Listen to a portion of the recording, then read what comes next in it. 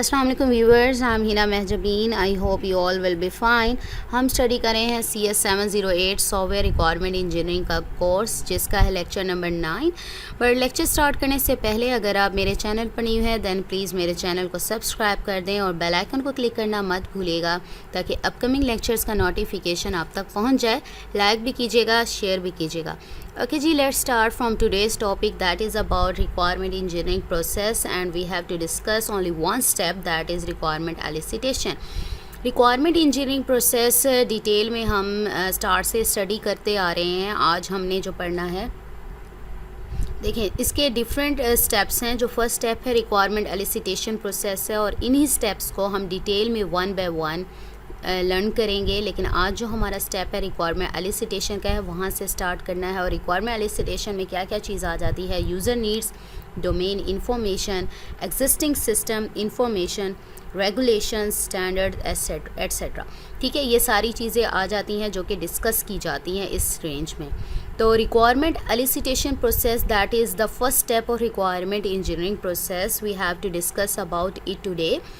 Okay जी, elicitation, अगर मैं मीनिंग की बात करूं, एलिसिट का मतलब है गैदर करना, इकट्ठा करना या एक्सट्रैक्ट या ऑब्टेन करना। एक्सट्रैक्ट यानी आपके पास चीज़ें गिवन है तो उसमें से रिक्वायरमेंट एक्वायर करना, एक्सट्रैक्ट करना, निकालना। ठीक है, तो इसको अगर requirement engineering requirement elicitation process की बात करें तो it is the gathering of requirements और डिस्कवरिंग रिक्वायरमेंट्स। और इसमें बहुत सारी एक्टिविटीज़ जो हैं रिक्वायरमेंट डिस्कवरी में, यानी सिस्टम की रिक्वायरमेंट्स डिस्कवर करने में बहुत सारी एक्टिविटीज़ इन्वॉल्व हैं। That we will discuss in today's lecture. Okay जी, इसको रीड कर लेते हैं। Elicit means to gather, acquire, extract and obtain etc. Requirements elicitation means gathering requirements or discovering requirements. Activities involved in discovering the requirements for the system are basics of knowledge acquisition. Acquisition यानी acquire करने से निकला है, यानी हासिल करना, हसूल उसका।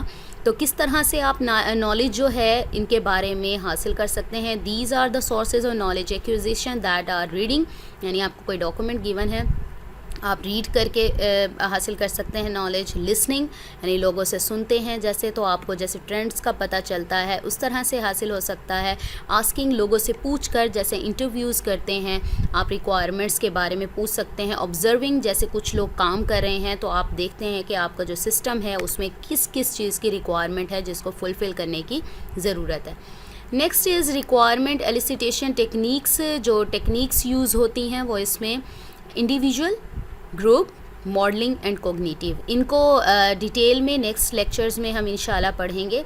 और next is problems in requirement elicitation. कौन सी ऐसी प्रॉब्लम्स हैं जो हमें रिक्वायरमेंट एलिसिटेशन प्रोसेस में फ़ेस करनी पड़ती हैं। First is the problem of scope, यानी बाउंड्रीज़ जो होती हैं आपकी जो रिक्वायरमेंट्स हैं उनकी सिस्टम की हैं बाउंड्रीज़, वो इल डिफाइंड होती हैं, ठीक तरह से डिफ़ाइन नहीं की होती, जिसको समझना मुश्किल होता है। और अननेसेसरी जो डिज़ाइन इंफॉर्मेशन है वो दे दें तो जो एक्चुअल इंफॉर्मेशन है उसको समझना भी मुश्किल हो जाता है। Next is problem of understanding, यानी अंडरस्टैंड करना, यानी रिक्वायरमेंट्स जो हैं उनको अंडरस्टैंड करना मुश्किल होता है। समटाइम्स तो यूज़र जो हमारा कस्टमर है या उसे ही नहीं पता होता कि उसको कौन सी रिक्वायरमेंट्स चाहिए, यानी उसको किस किस्म का सिस्टम चाहिए। तो इस तरह से वो अपनी नीड्स को डिस्क्राइब नहीं कर सकता, यानी अंडरस्टैंड नहीं किया, वो दूसरों को बता भी नहीं सकता, यानी डेवलपर को या टीम को, रिक्वायरमेंट इंजीनियरिंग टीम को। इसी तरह से उसे ये भी नहीं मोस्टली पता होता यूज़र्स को कि कंप्यूटर किस तरह से काम करता है या उसकी क्या क्या कैपेबिलिटीज़ हैं या लिमिटेशंस हैं। समटाइम्स जो एनालिस्ट काम करते हैं उनको जो प्रॉब्लम डोमेन है, जिस डोमेन में वर्क हो रहा है या प्रॉब्लम है, तो उसका नॉलेज नहीं होता और डिफरेंट लैंग्वेजेस बोलते हैं और लैंग्वेजेस अंडरस्टैंड करना मुश्किल होता है। समटाइम्स जो इन्फॉर्मेशन होती है वो ओमिट हो जाती है या फिर डिफरेंट पीपल के डिफरेंट व्यूज़ होते हैं जो कि कन्फ्लिक्ट करते हैं, यानी आप एक डिसीजन पर नहीं पहुंच सकते। इसी तरह से वैग, यानी समटाइम्स मशकूक या फिर अनडिफाइंड आपकी रिक्वायरमेंट्स होती हैं, ये यूज़र फ्रेंडली नहीं होती, रोबस्ट होती हैं। Next problems of volatility. Volatility कहेंगे अप्स एंड डाउन्स रहते हैं, यानी चेंजेस आती रहती हैं आपकी रिक्वायरमेंट्स में। सपोज़ करें आपका प्रोजेक्ट डेवलप हो रहा है, लास्ट स्टेज पर था, तो कोई चेंज आ गया चेंज आया तो वो उस चेंज को, यानी यूज़र ने कहा कि मैं ये भी फीचर चाहता हूँ इस सिस्टम में, तो आपका पूरा का पूरा जो सिस्टम डेवलपमेंट प्रोसेस है वो पूरा क्या होता है, डिस्टर्ब हो जाता है, सिर्फ एक या दो रीज़न की वजह से। तो ये चेंजेस हैं जो कि रिक्वायरमेंट एलिसिटेशन को फेस करने पड़ते हैं। यानी गैदरिंग कर रहे हो, आपने इकट्ठी कर ली और आप लास्ट स्टेप पर हो भी सबमिट करवा देना है मैंने काम, और बाद में बता ओह ये चीज़ भी आ गई। तो इस तरह से रिक्वायरमेंट एलिसिटेशन में ये 3 प्रॉब्लम्स हैं जो मेजर प्रॉब्लम्स हैं जो फेस करनी पड़ती हैं। चलें इसको डिटेल में पढ़ लेते हैं। Problems of scope: The boundary of the system is ill-defined. Unnecessary design information may be given. Problems of and sometimes problems of understanding. Users have incomplete understanding of their needs, मैंने अभी बताया है understanding नहीं होती। Users have poor understanding of computer capabilities and limitations. Analyst have poor knowledge of problem domain, यानी problem domain का knowledge नहीं होता। User analyst speak different languages, is of omitting obvious information. Conflicting views of different users के conflicting views होते हैं। Requirements are often vague and untestable, eg. User friendly and robust.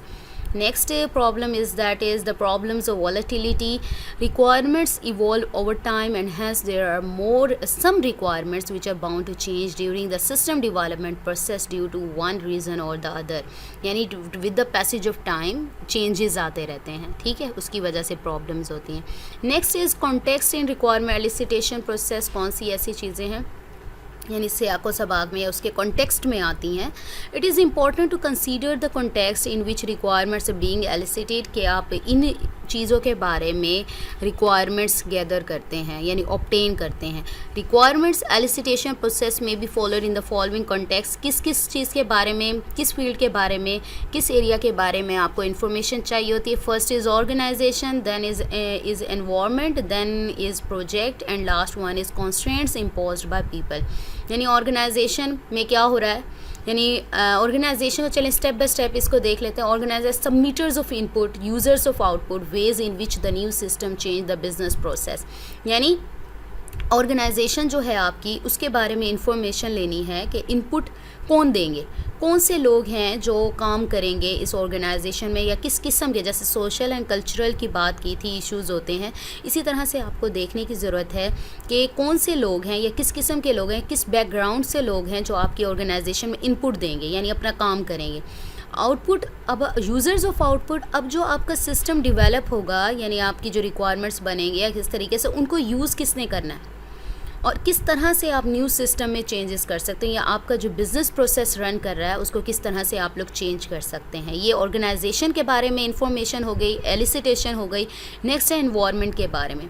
अब requirement elicitation में environment कैसे context use होगा, hardware software, कौन सा hardware और सॉफ्टवेयर आपकी ऑर्गेनाइजेशन या इस तरीके से यूज़ हो रहा है रिक्वायरमेंट इंजीनियरिंग प्रोसेस में, या maturity of target system domain क्या है, मैच्योरिटी क्या है, क्या क्या उसकी कैपेबिलिटी है, या किस तरह से वो इम्प्रूवमेंट ला सकता है सिस्टम डोमेन में। Certainty of the target systems interfaces to the larger system, कि इस बात का यकीन कि आपका जो सिस्टम है वो लार्जर सिस्टम में भी काम करेगा या नहीं करेगा। Then the target systems role in the larger system, और आपका जो लार्जर सिस्टम होगा उसमें इसका रोल क्या होगा। ये चीज़ें हो गई जो रिक्वायरमेंट एलिसिटेशन में एनवायरनमेंट रिलेटेड कॉन्टेक्स्ट है, ये इन्फॉर्मेशन आपने एक्वायर करनी है। Next is project. प्रोजेक्ट में क्या क्या चीज़ें आ जाएंगी, मैनेजमेंट स्टाइल आ जाएगा, मैनेजमेंट हायरार्की होगी, डोमेन एक्सपीरियंस क्या है, कंप्यूटर एक्सपीरियंस क्या है, यानी लोगों का जो काम कर रहे हैं यानी आपकी ऑर्गेनाइजेशन के अंदर, ये रिक्वायरमेंट एलिसिटेशन प्रोजेक्ट में रिक्वायरमेंट एलिसिटेशन प्रोसेस में जो प्रोजेक्ट कॉन्टेक्स्ट है इसके रिलेटेड इन्फॉर्मेशन आपने एक्वायर करनी है। The attributes of the different stakeholder communities such as the end users, sponsors, developers and requirement analyst. Example of such attributes, ये attributes मैंने आपको बता दी हैं, इसके बारे में इंफॉर्मेशन लेंगे। Then is the constraints impose by the people, कौन से ऐसे कॉन्स्ट्रेंट्स हैं, रूल्स हैं जो लोग आप पर इम्पोज करते हैं यानी यूज़र्स हैं जो आप पर इम्पोज करते हैं। सपोज करें कोई कस्टमर है, उसने कहा है मुझे इस क्वालिटी का सिस्टम चाहिए या इस कॉस्ट में चाहिए या इस टाइम में चाहिए, या फिर आपकी ऑर्गेनाइजेशन में मैनेजरियल कॉन्स्ट्रेंट्स होते हैं। They are involved in the elicitation process, managerial constraints concerning cost, time and desired quality in the target system. Next is requirement elicitation guidelines. जब आप रिक्वायरमेंट एलिसिटेशन प्रोसेस परफॉर्म करते हैं तो some guidelines you must have to follow them in order to successfully gather information that are first क्या है, आपने जो propose system है आपका उसकी जो बिज़नेस और टेक्निकल फिजिबिलिटी है वो देखने की ज़रूरत होती है कि आपका जो प्रपोज सिस्टम जो आप बनाने लगे हैं वो सिस्टम फिजिबल है भी या नहीं आपके सिस्टम के लिए। नेक्स्ट आपको उन लोगों के बारे में बताना होता है या आइडेंटिफाई करें उन लोगों को जो कि रिक्वायरमेंट्स बताएंगे आपको और इस ऑर्गेनाइजेशन बायस को समझेंगे। इसी तरह से टेक्निकल एनवायरनमेंट भी आपको डिफ़ाइन करवाना पड़ता है कि जो आप ये रिक्वायरमेंट एलिसिटेशन या आपका जो सिस्टम बन रहा है वो किस रिक्वायरमेंट किस एनवायरनमेंट में बन रहा है, आपकी टेक्निकल क्या है, यानी क्या क्या इक्विपमेंट्स यूज़ हो रहे हैं, क्या टेक्निक्स यूज़ कर रहे हैं, कैसा सिस्टम आपका काम करता है। इसी तरह से डोमेन कॉन्स्ट्रेंट्स, यानी कौन कौन से डोमेन कॉन्स्ट्रेंट, यानी आप जिस डोमेन में काम कर रहे हैं किस किस चीज़ को आपने फॉलो करना है। कॉन्स्टेंट्स हैं यानी आपकी जो फंक्शनैलिटी और परफॉर्मेंस है वो लिमिटेड रहे, यानी जब तक आपको डोमेन नहीं पता होगा, रूल्स का नहीं पता होगा कि किसको फॉलो करना है, then you can't implement your system successfully. Next आपको इसके अलावा भी एलिसिटेशन जो प्रोसेस है इसके टू या आप टेक्निक्स यूज़ कर सकते हैं, वन और मोर एलिसिटेशन मेथड्स में। वो टेक्निक्स भी हमारे नेक्स्ट लेक्चर में हमने स्टडी करनी है, लेकिन यहाँ पर थोड़ा सा बताया हुआ है। इंटरव्यूज़ हो गए, फोकस ग्रुप्स हो गए, टीम मीटिंग्स हो गई, जिससे आप लोग एक दूसरे के व्यूज़ एक्सचेंज कर सकते हैं एक प्रॉपर डिसीजन पर पहुँचने के लिए। आप पार्टिसिपेशन करवा सकते हैं लोगों से ताकि वो रिक्वायरमेंट्स अच्छे तरीके से डिफ़ाइन करें, और हर किसी का अपना पॉइंट ऑफ व्यू होता है। डिफरेंट पॉइंट ऑफ व्यू से जब आप लोगों की रिक्वायरमेंट्स सुनेंगे तो एक इम्पॉर्टेंट डिसीजन पर पहुंचना ज़रा इजी हो जाता है। नेक्स्ट आप एम्बिगस जो रिक्वायरमेंट्स हैं उनको निकालें ताकि आपकी जो प्रोटोटाइपिंग होगी वो अच्छी हो। सिनेरियोज़ यूज़ कर सकते हैं कस्टमर्स और यूज़र्स को अच्छे तरीके से समझाने के, आइडेंटिफाई बेटरली आप रिक्वायरमेंट्स को आइडेंटिफाई कर सकते हैं। सम गाइडलाइंस हैं जो आपको फॉलो करनी है रिक्वायरमेंट एलिसिटेशन प्रोसेस में। So let's read it. Assess the business and technical feasibility for the propose system, identify the people who will help specify requirements and understand their organizational bias, define the technical environment, identify domain constraints that limit the functionality or performance of the system, define one or more requirement elicitation methods like interviews, focus groups, team meetings, solicit participation from many people so that requirements are defined from different points of view. Be sure to identify the rationale for each requirement that is recorded.